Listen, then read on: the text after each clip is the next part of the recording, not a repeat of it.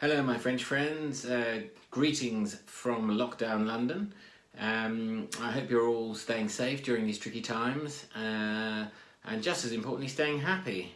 I hope you're reading a lot, got plenty of reading time at the moment when you're not home educating or trying to work or everything else.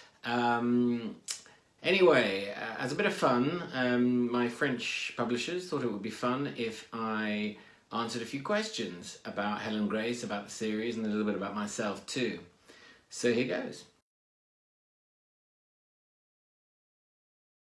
So Helen is a very tough, resourceful, determined police officer.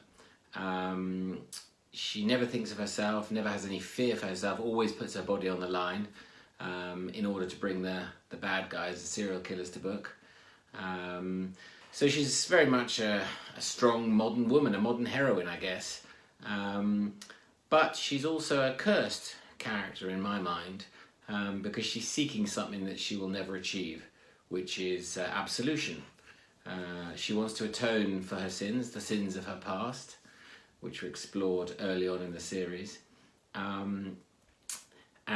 But, you know, that's why she fights so hard for the weak, the oppressed, the vulnerable, those who are in danger, and why she tries to save them, tries to bring the bad guys in. But however many victories she chalks up, however much she does, she will never feel that sense of atonement, of absolution. And that's why, in my head, she is a heroine, but she's also a sort of 21st century Sisyphus, who knows that at the end of all her efforts, the boulder will always roll back down the hill.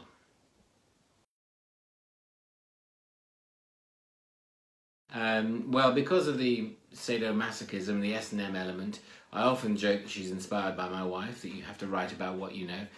But my wife doesn't like that joke, so I don't do that so much anymore.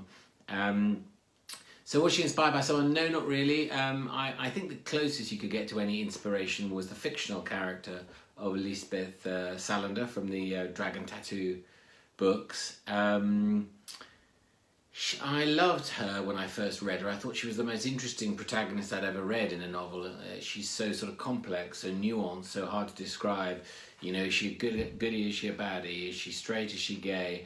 I love the complexity and the nuance of her character. And I wanted to invest something of her sort of punk rock character into Helen Grace. And I hope, I hope with the leathers and the bikes and a little bit of Helen's attitude, I've achieved a modicum of that. I think it probably did help me that I had have still a very strong mother and two older sisters. So I'm very used to be surrounded by women and feminine influences, and, you know, I know how they think and how they act and all the rest of it. So hopefully I can bring a bit of that sort of truthfulness to the depictions of them. But, you know, I just love creating any character, be they a man, woman, child, whatever. I just love climbing inside their head, into their shoes as well, and thinking, well, what would I do in any given situation?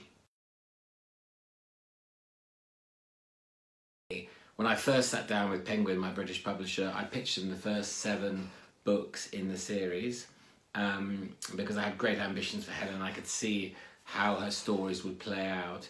But of course, as you develop the series, as you write the books, as you get to know the characters better, then new ideas present themselves. So definitely the series has evolved in my mind, but I always knew roughly where Helen was going, and I always felt that she could go on and on. You know, I know that Jack Reacher and Rebus and these other male crime fighters have done 20 novels plus now, and in my head it was always an ambition that we should have a modern female crime fighter pushing that 20 novel barrier and going beyond, because Helen is strong enough, resourceful enough, determined enough to get there. Yes and no. I mean, I think you do always respond to readers' comments. You're interested to hear their tweets, their reviews, whatever, particularly as regards their feelings towards Helen and Charlie and the main characters and how they would like those characters to evolve. But, you know, readers have very different opinions. You know, I was at a book event in Greece not long ago, and one lady came up to me and she said, Helen must get married and she must have babies and she must be happy.